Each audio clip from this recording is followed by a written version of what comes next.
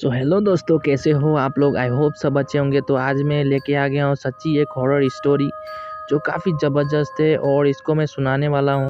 ये कहानी राजस्थान की एक कोठे की भूतिया कहानी है। तो ये हवेली राजा महाराजाओं के समय से बनाई हुई थी, लेकिन पिछले 18 साल से इस हवेली में आज तक कोई भी रहने के लिए नहीं आया था। इच्छा होने पर भी इस हवेली में कोई भी रह नहीं पाता था, क्योंकि लोगों का कहना था कि इस हवेली में भूत प्रेतों का साया है। धीरे धीरे वक्त गुजरता गया। जब अमित सिंह को इस हवेली के बारे में पता चला तो उसने तय किया कि वो इस हवेली का रहस्य को जानकर ही रहेगा। क्यों लोग इस हवेली में नहीं रह पाते हैं।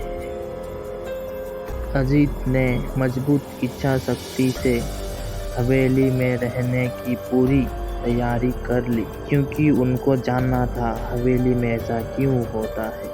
जब उसने हवेली के अंदर जाने के लिए पैर बढ़ाए तो दरवाजे पे किसी अनजान व्यक्ति ने उनको रोक और नजदीक जाकर बोले, कौन है आप और किधर जा रहे हो। अजीत सिंह ने जवाब देने के बजाय उनसे सवाल किया, जी आप कौन। मेरा नाम अनुज सिंह है और मैं यहीं पास में रहता हूँ। अजीत सिंह ने कहा, ओ अच्छा, मैंने सुना है कि ये एक भूतिया हवेली है और यहाँ कोई नहीं आ पाता है, इसलिए मैं इस हवेली में एक दिन रुकने का फैसला किया हूँ। और अनुज सिंह ने कहा, जी हाँ, आपने सही सुना है और आप भी अंदर मत जाइए। मेरे माने तो आप भी वापस लौट जाइए, यहाँ बहुत खतरा है। यह सुनकर अजीत सिंह खूब खुश हो गया, जैसे उनको लॉटरी लग गई है। अनुज ने उनकी खुशी देखकर बोला, आप क्यों खुश हो रहे हो। आपको तो भूत का नाम सुनकर डर लगना चाहिए। शायद आपको पता नहीं होगा कि मैं भूत प्रेत में काफ़ी दिलचस्पी रखता हूँ। अगर इस हवेली में भूत प्रेत है तो मैं अंदर ज़रूर जाऊँगा और सारी सच्चाई का पता भी लगाऊँगा। इतना कहकर अजीत सिंह उस हवेली में चले गए। अंदर जाकर अजीत ने अपने बैग को साइड में रखा और हवेली के चारों ओर देखने लगा। सारे रूम भी चेक कर लिए। बाद में डार्क रूम में आकर सोफे पर बैठ गया। उसने वहां बैठकर दारू के 2-4 पैक भी पिए।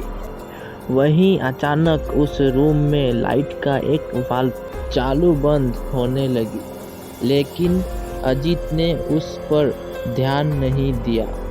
थोड़ी देर बाद दूसरा बल्ब चालू बंद होने लगा। फिर तो हवेली की सारे लाइट चालू बंद होने लगी। यह सब देखकर अजीत अपनी जगह पे खड़ा हो गया और संपूर्ण सचेत हो गया।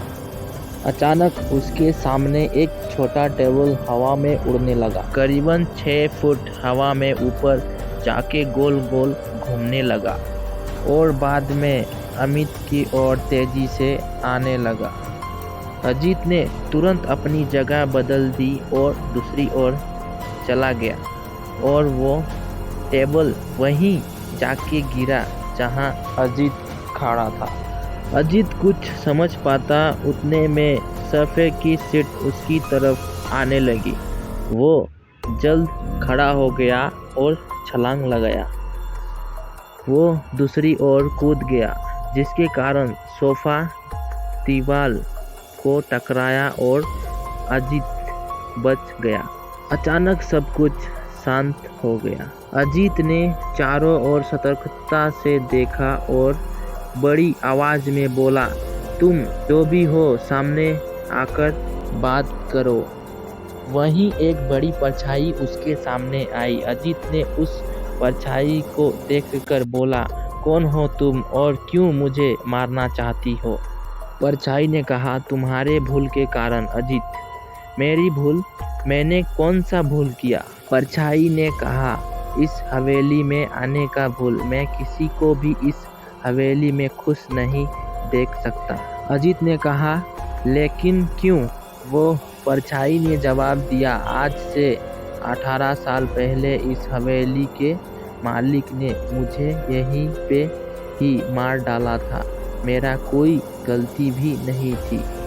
इसी कारण की वजह से मेरी आत्मा इस हवेली में भटकती रहती है।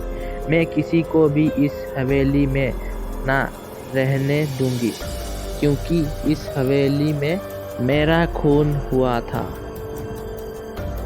इस हवेली में जो भी रहने के लिए आएगा उसकी मौत होगी। और अजीत ने कहा, मैं तुम्हारे अपने असली रूप में देखना चाहता हूँ। और उस परछाई ने एक भयंकर दर्दनाक रूप ले लिया और कहा।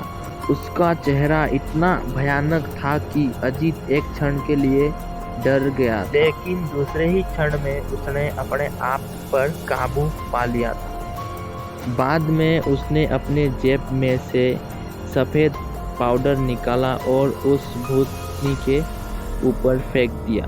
भूत के ऊपर पाउडर गिरते ही वो जलने लगा। बड़ी बड़ी ज्वालाएं उठने लगी। उसके बाद अजीत ने चैन की सांस ली और वहीं पर सो गया। दूसरे दिन सुबह अजीत को सही सलामत बाहर आते देख अर्जुन को आश्चर्य हुआ।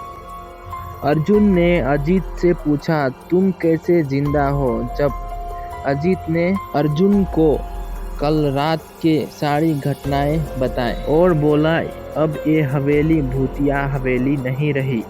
और दोस्तों, आपको ये कहानी कैसी लगी प्लीज़ कमेंट करके बताना। अगर मेरे से गलती भी हुआ तो प्लीज़ माफ़ कर देना। अगर गलती भी हुआ तो आप लोग कमेंट करके बताना कहाँ पे गलती हुआ है, ठीक है।